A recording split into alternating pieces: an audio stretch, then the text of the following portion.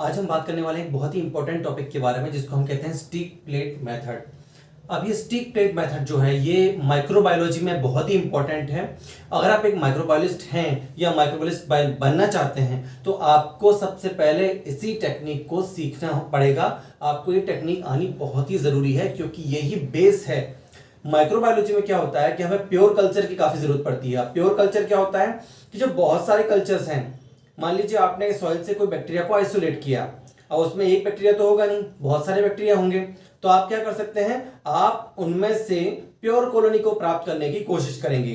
अब ये pure colony कैसे आप ऑब्टेन करेंगे, तो प्योर कॉलोनी के लिए आपको जो कल्चर बैक्टीरिया की प्लेट है उसमें से आपको एक कॉलोनी पिक करनी है और उसको फिर एक फ्रेश प्लेट पर स्टिकिंग प्लेट मेथड के द्वारा आप प्योर कल्चर को आइसोलेट कर सकते हैं। एक्चुअली जो स्टिक प्लेट मेथड है ये प्योर कल्चर के आइसोलेशन और उसके फिर फर्दर सब कल्चरिंग के लिए यूज किया जाता है। स्टिक का मतलब क्या होता है, स्टिक का मतलब होता है रेखा, वो अमिताभ बच्चन वाली नहीं। स्टिक का मतलब होता है रेखा यानी कि लकीर, लकीर खींचना।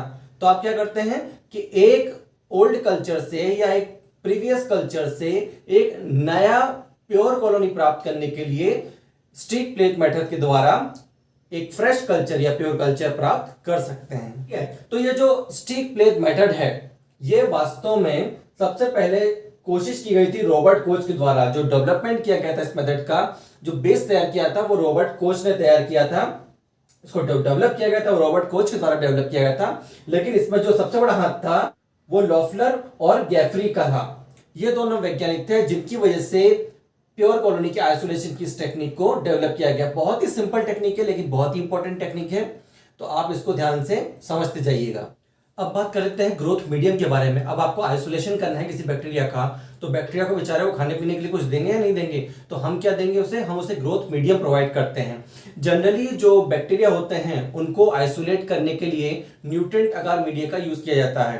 ठीक है, क्यों, क्योंकि जो बैक्टीरिया होता है, जैसे हमें पानी चाहिए, न्यूट्रिशन चाहिए, है ना, और फूड चाहिए, तो ऐसे बेचारे बैक्टीरिया को भी ये सब पानी सब कुछ चाहिए होता है। उसे कैल्शियम भी चाहिए, मैग्नीशियम भी चाहिए, उसे पानी भी चाहिए, और उसे दूसरे जो न्यूट्रिएंट्स होते हैं, मैक्रो और माइक्रो न्यूट्रिएंट्स होते हैं, वो भी चाहिए।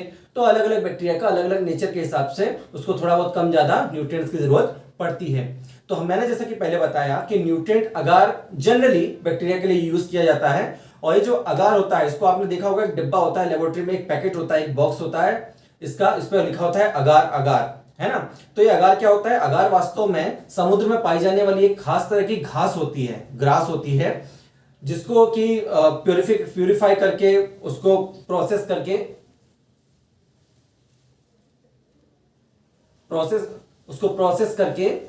उसके बाद अगार तैयार किया जाता है। और बहुत ही न्यूट्रिशन, बहुत ज्यादा न्यूट्रिशन के मामले में बहुत ही रिच होता है, इसलिए इसको बैक्टीरिया को हम अगार प्लेट पर ही जनरली ग्रो करवाते हैं। अब आपको एक सिंपल स्टिकिंग टेक्निक के बारे में हम बता रहे हैं। आप जो फ़ोटो देख रहे हैं इसमें ब्रॉथ कल्चर और सॉलिड मीडियम दोनों से स्टिकिंग कैसे की जाती है इसके बारे में बताया जा रहा है। अब ब्रॉथ कल्चर क्या होता है और सॉलिड मीडियम क्या होता है, इसके बारे में आपको थोड़ा सा ब्रीफ कर देता हूँ कि जो ब्रॉथ कल्चर होता है, एक्चुअली जो लिक्विड कल्चर होता है उसको हम ब्रॉथ कल्चर बोलते हैं, और इसमें अगार प्रेजेंट नहीं होता है। अगार के एक्चुअली क्या होता है, अगार इज़ ए सॉलिडिफाइंग एजेंट। ठीक है, तो अगार क्या होता है, सॉलिडिफाइंग एजेंट होता है जो कि न्यूट्रिएंट अगार में एडेड होता है। ठीक है, तो अगर अगार ऐड है इसका मतलब क्या हुआ कि वो मीडियम सॉलिड होगा। ठीक है, और अगर अगार ऐड नहीं है तो क्या होगा, वो मीडियम सॉलिडिफाई नहीं होगा, तो उसी को हम बोलते हैं ब्रॉथ कल्चर। बहुत ही सरल भाषा में अगर हम कहें तो जो लिक्विड मीडियम होता है उसको हम बोलते हैं ब्रॉथ कल्चर, और जो सॉलिड मीडियम होता है उसको हम बोलते हैं अपना जो सॉलिड मीडियम है वही। ठीक है, अब सबसे पहले क्या है, जो आप फोटो देख रहे हैं इसमें ब्रॉथ कल्चर और सॉलिड मीडियम दोनों से ही स्टिकिंग कैसे की जाती है उसके बारे में बताया गया है। तो सबसे पहले हम क्या करते हैं, इनोकुलेशन लूप लेते हैं। इनोकुलेशन लूप क्या होता है, आप जैसा कि देख पा रहे हैं, इनोकुलेशन लूप नाम से पता चल रहा है कि ये इनोकुलेट करने के लिए काम में आता है। ठीक है, इसमें इसमें सबसे पहले हम क्या करेंगे, अपना जो फ्लेम है उसमें इनोकुलेशन लूप को गर्म करते हैं। गर्म क्यों करते हैं? Because it is a method of physical sterilisation. आपको सबसे पहले लूप भी तो स्टरलाइज करना पड़ेगा ना, क्योंकि उसके ऊपर भी तो बैक्टीरिया है। तो आप सबसे पहले क्या करेंगे, चाहे वो ब्रॉथ कल्चर के लिए हो चाहे सॉलिड मीडियम के लिए हो, आप इनोकुलेशन लूप को पहले रेड हॉट गर्म करेंगे, रेड हॉट करेंगे। रेड हॉट का मतलब क्या है कि जब तक वो लाल ना हो जाए, हिंदी में बोलते हैं इसको रक्त तप्त, जब तक वो खून की तरह लाल ना हो जाए, यानी कि इतना गर्म ना हो जाए कि उस पर प्रेजेंट या उस पर उपस्थित जितने भी बैक्टीरिया हैं या जितना भी कंटामिनेशन है वो किल ना हो जाए। जब आपका इनोकुलेशन लूप रेड हॉट हो जाए, उसके बाद आप क्या करेंगे, उसके बाद आप उसको 10 सेकंड के लिए थोड़ा सा ठंडा करेंगे। वरना क्या होगा कि आप बेचारे बैक्टीरिया को चिपका दोगे, वो वैसे ही मर जाएगा गर्म लूप से, है ना। तो आप जो इनोकुलेशन लूप है उसको गर्म करने के बाद करीब 10 से 15 सेकंड के लिए आप ठंडा करेंगे। और ठंडा करने के बाद आप, जैसा कि लेफ़्ट साइड फ़ोटो में देख रहे हैं, ब्रॉथ कल्चर जो आपका लिक्विड वाला कल्चर है उसमें डिप किया, या फिर अगर आपके पास सॉलिड कल्चर है तो उसमें जो प्रेजेंट कॉलोनीज़ हैं उसमें से एक स्पॉट को पिक करके, बैक्टीरिया को पिक करके, और उसके बाद एक जो न्यू प्लेट आपने तैयार की है, जो नया फ्रेश मीडियम आपने तैयार किया है अपने प्योर कल्चर को प्राप्त करने के लिए, उसमें आप जिगजैग फॉर्म में उसको स्टिक करेंगे। स्टिक का मतलब जैसा कि मैंने बताया था, रेखाएं बनाना, ठीक है। तो उसको आप स्टिक करेंगे और जैसा कि फ़ोटो में पैटर्न दिख रहा है, इस तरह के पैटर्न में आप स्टिक करेंगे। इसकी स्टिकिंग के कई सारे पैटर्न हैं, आपको जो नेक्स्ट वीडियो में हम डिटेल में समझाएंगे। स्टिकिंग करने के बाद आप, जैसा कि आप फोटो में देख रहे हैं, ये एक सिंगल साइड करने के बाद जो बाकी की साइड्स बची हुई हैं 3, उनमें भी आप इसी तरीके से जिगजैग फॉर्म में इसको स्टिक करेंगे।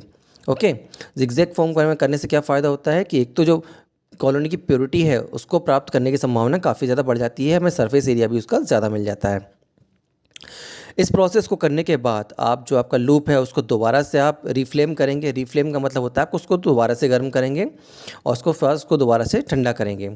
ओके, और इस तरीके से आप दूसरे एरियाज़ में, या दूसरा जो पार्ट आप फोटो में देख पा रहे हैं उसमें फिर से जैसा कि पहले टेक्निक बताई गई थी, दोबारा से आप कल्चर लेंगे, अपना कल्चर से बैक्टीरिया पिक करेंगे। पिक करने के बाद आप उसको, जो दूसरे साइट आप देख रहे हैं, इसमें भी वही प्रक्रिया दोबारा दोहरानी है।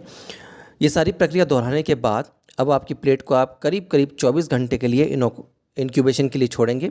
इंक्यूबेशन सक्सेसफुली होने के बाद आप देखेंगे कि जो आपने बैक्टीरिया पिक किया है उसकी एक प्योर कॉलोनी आपको प्राप्त हुई है। इस पूरी प्रोसेस में आपको कंटामिनेशन फ्री कंडीशन रखने का काफ़ी ध्यान रखना है, ठीक है। और इसके बारे में आपको एक डिटेल वीडियो हम बाद में बना के देंगे। तो यही बिल्कुल सिंपल सी टेक्निक है जिसे हम कहते हैं स्टिक प्लेट मेथड टेक्निक।